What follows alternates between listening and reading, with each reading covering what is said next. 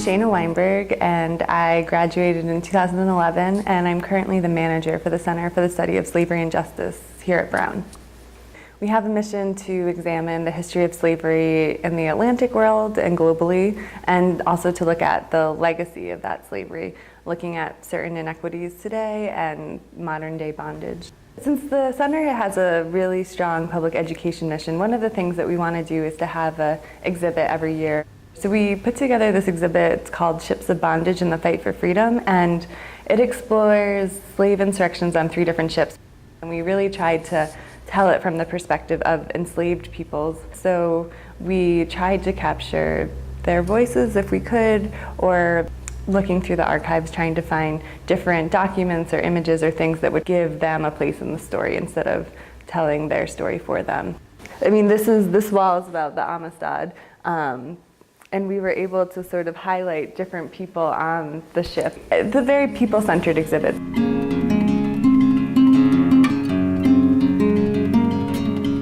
I was a history major, and I was interested in museum work. I spent a summer at the New York State Museum with the educator there, and just to see the way that he engaged people, I thought, well, this is really exciting and something that I would want to do. From there, I sort of got interested in thinking about public history and educational programming and making that kind of history accessible and interesting to people.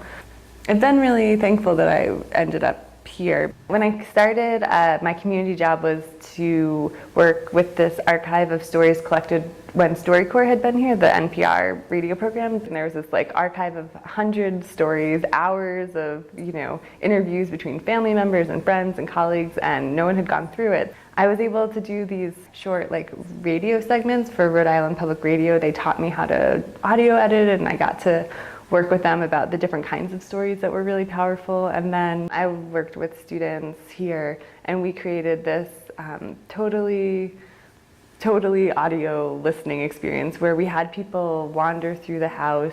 People might enter one room and they would listen to stories about babies and families and that sort of early stage, and go to another room and learn about how people met their spouses and partners, and then other more difficult moments in their life.